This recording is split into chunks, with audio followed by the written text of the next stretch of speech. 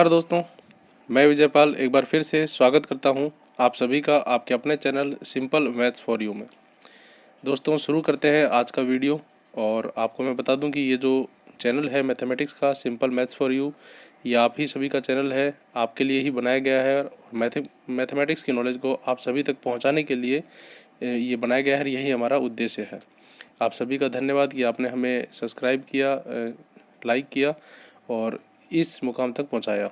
और हम अपने उद्देश्य में आपके सहयोग से काफ़ी हद तक कामयाब भी हुए हैं और आगे भी इसी तरह से आप हमारे चैनल को सपोर्ट करते रहिए और मैथमेटिक्स का ज्ञान आप तक ऐसे ही पहुंचता रहेगा, ये हमारा वादा है। तो चलिए शुरू करते हैं। आज का जो वीडियो है वो पटवार परीक्षा की वीडियो सीरीज़ पर आधारित है। पहले 6 लेसन हमने पढ़ लिए हैं, आज 7वां लेसन है। आज हम एरिया और वॉल्यूम यानी जो क्षेत्रफल और आयतन का हमने पिछले 5वें लेसन में जो पढ़ा था उसमें हमने देखा था कि क्या क्षेत्रफल होता है, क्या वॉल्यूम होता है, क्या आयतन होता है। उसी सीरीज़ को, उसी टॉपिक को हम आगे पढ़ेंगे। और आज हम देखेंगे कि इनके क्या क्या सूत्र होते हैं वो, क्योंकि जो परीक्षा में क्वेश्चन आते हैं वो सब करने के लिए आपको सूत्र बिल्कुल अच्छी तरह ध्यान में होने चाहिए। सूत्र अगर ध्यान में है तो आप सवाल बिल्कुल आराम से कर पाओगे। ठीक है, तो चलते हैं, शुरू करते हैं आज का वीडियो को पूरा देखिए और यदि अच्छा लगे तो लाइक कीजिए। चलिए शुरू करते हैं। देखिए, सबसे पहले हम देखते हैं कि हमारे पास कौन कौन सी आकृतियाँ होती हैं जिनका क्षेत्रफल और आयतन हम ज्ञात कर सकते हैं। वो सभी आकृतियों की हम सूची बनाते हैं, क्योंकि जब तक आपके पास सूची नहीं होगी किस किस का सूत्र आपको पढ़ना है तब तक आप ये याद नहीं कर पाओगे। अब देखिए, सबसे पहले हम देखते हैं, हमारे पास एक आकृति होती है वृत्त, ठीक है, एक आकृति होती है हमारे पास आयत, एक आकृति होती है हमारे पास वर्ग, एक आकृति होती है हमारे पास त्रिभुज, एक आकृति होती है हमारे पास चतुर्भुज। अब चतुर्भुज के भी 4 प्रकार होते हैं, समलंब चतुर्भुज, समचतुर्भुज, आयत भी एक तरह का चतुर्भुज है। तो इस तरह से उसकी भी अलग अलग होती हैं। और इसके अलावा कुछ 3D वस्तुएं हमारे पास होती हैं, घन, घनाभ, बेलन, शंकु, इस तरह की ये सारी चीज़ें हमारे पास जो है, जितनी मेन आकृतियाँ हमारे पास ये होती हैं। इन्हीं आकृतियों से मिलाकर और अलग अलग जो आकृतियाँ वो बनाई जाती हैं और जो सवाल आएंगे वो इन्हीं आकृतियों के मिला करके आए जाएंगे। ठीक है, तो अब शुरू करते हैं इनके हम सूत्र। अब देखिए, यहाँ पर एक आकृति और है गोला। यहाँ पर एक बात मैं आपको बताना चाहूँगा कि ये जो नीचे वाली आकृतियाँ हैं, घन, घनाभ, बेलन, शंकु और गोला, ये जो आकृतियाँ हैं ये 3D आकृतियाँ हैं। क्या है ये? 3D आकृतियाँ हैं, त्रिविमीय आकृतियाँ हैं। ठीक है, और इन 3D आकृतियों का सूत्र, इनका क्षेत्रफल का सूत्र, ये क्या होती है, कैसे होती हैं, और इनके सारे सूत्र हमने हमारी जो वेब सीरीज़ है 3D जो है उसके अंदर वीडियो सीरीज के इसका वीडियो पहले बना रखा है, तो आप वहाँ से जाके ये देख लीजिए। ये मेरी रिक्वेस्ट है आपसे। घन, घनाभ, बेलन, शंकु, गोला, ये जो है ये मैंने पहले वीडियो बना रखे हैं। आप हमारी पुरानी वीडियोज़ में जाइए और डिस्क्रिप्शन में भी मैं आपको इनका लिंक दे दूंगा। आप वहाँ से इनका जो है सूत्रों का अध्ययन कर लीजिए, क्योंकि इनके जो सूत्र हैं वो विस्तृत है। इनके जो सूत्र हैं वो क्या है?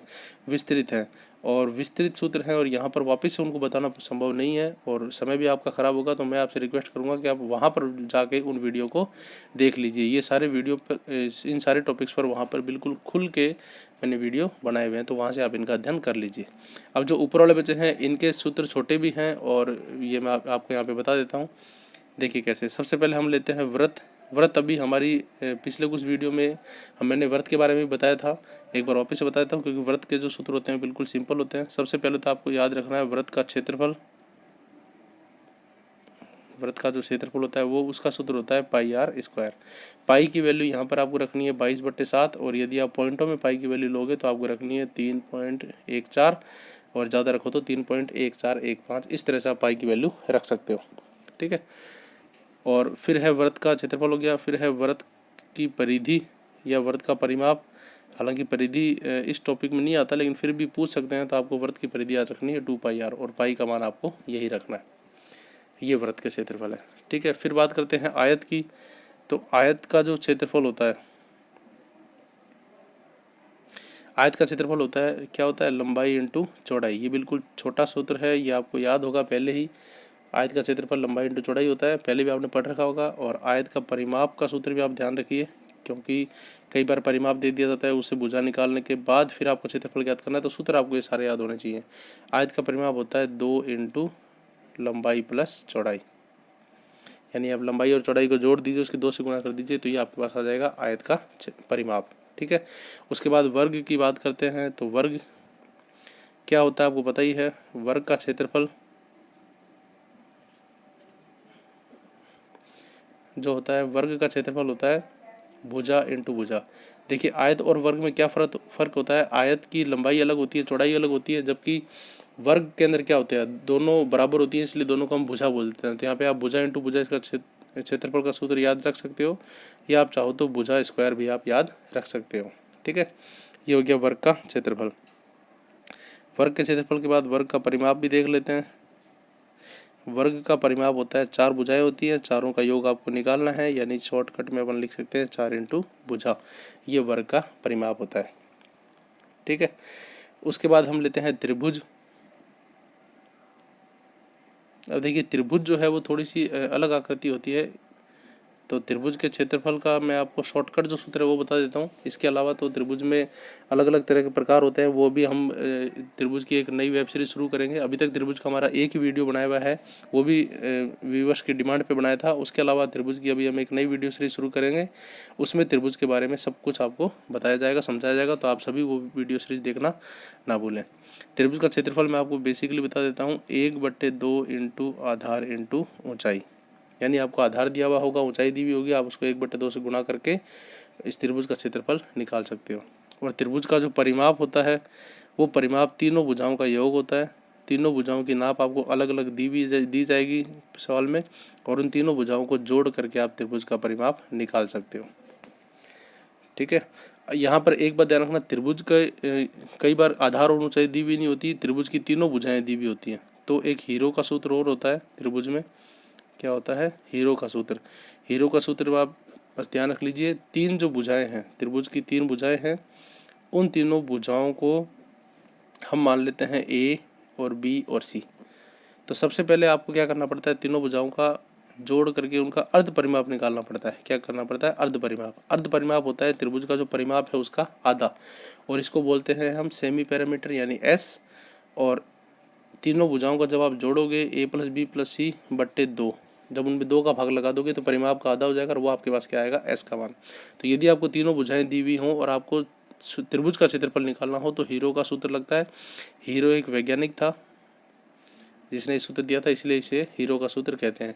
और उसके बाद जब क्षेत्रफल आप निकालोगे तो हीरो का सूत्र आपका लगेगा एस इंटू में s-a इंटू में s-b और इंटू में s-c।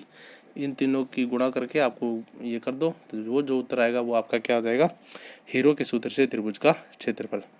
तो इस प्रकार आप त्रिभुज का क्षेत्रफल भी निकाल सकते हो। ठीक है, उसके बाद देखते हैं हम हमारे क्या बच गया, चतुर्भुज। अब चतुर्भुज यहाँ पे देखिए, चतुर्भुज के कई प्रकार होते हैं, जैसे आयत भी एक चतुर्भुज है। तो यदि आयत दिया हुआ तब तो आप आयत के सूत्र लगा दोगे, और यदि आप वर्ग दिया हुआ तो वर्ग का सूत्र लगा दोगे। चतुर्भुज का जो क्षेत्रफल होता है, चतुर्भुज के क्षेत्रफल का बिल्कुल आसान सा सूत्र होता है आधार इंटू ऊंचाई। यानी अगर आपको आधार दिया हुआ है और ऊंचाई दिया हुआ है और आपको चतुर्भुज का क्षेत्रफल निकालना है, तो आप आधार और ऊंचाई को गुणा कर दो, तो आधार और ऊंचाई के गुणा से चतुर्भुज का क्षेत्रफल आ जाएगा। ठीक है, अब कई बार क्या होता है कि आधार और ऊंचाई दी भी नहीं होती, आपको दिया हुआ है यदि जैसे मान लो समलम चतुर्भुज है, तो समलम चतुर्भुज में क्या दिया होता है, आमने सामने की भुजाएं दी होती हैं। तो उस कंडीशन में क्या सूत्र लग जाएगा, 1/2 इंटू सम्मुख भुजाओं का योग, यानी जो आमने सामने की भुजाएं होती है उनका योग, और गुणा में उनके बीच की दूरी। यदि समलम चतुर्भुज है तो आपको ये दोनों मान दिए होंगे, तो आप उनके बीच की दूरी और दोनों भुजाओं को जोड़ निकाल के चतुर्भुज का क्षेत्रफल आराम से निकाल सकते हो।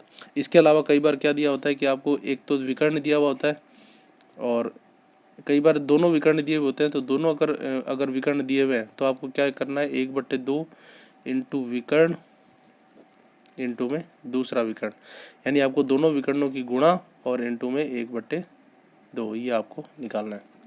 यहाँ पे मैं पहला लिख देता हूँ, पहला विकर्ण इंटू दूसरा विकर्ण। यानी यदि चतुर्भुज में आपको ये दिया हुआ तो ये लगाना है, अगर ये दिया हुआ तो ये सूत्र लगाना है, अगर आपको विकर्ण दिए हुए तो ये सूत्र लगाना है। कई बार चतुर्भुज में क्या दिया होता है, एक ही विकर्ण दिया हुआ होता है और बाकी विकर्ण के लंब दिए हुए होते हैं। तो यहाँ पर उस समय सूत्र लग जाएगा विकर्ण इंटू विकर्ण पर डाले गए लंबों का योग।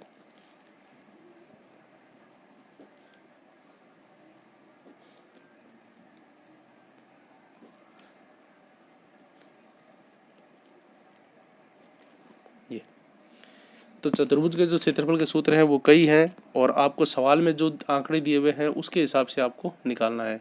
यदि आधार और ऊंचाई दिया हुआ है तो आधार इंटू ऊंचाई, अगर सम्मुख भुजाएं और उनके बीच की दूरी दी हुई है तो 1/2 इंटू सम्मुख भुजाओं का योग गुणा उनके बीच की दूरी।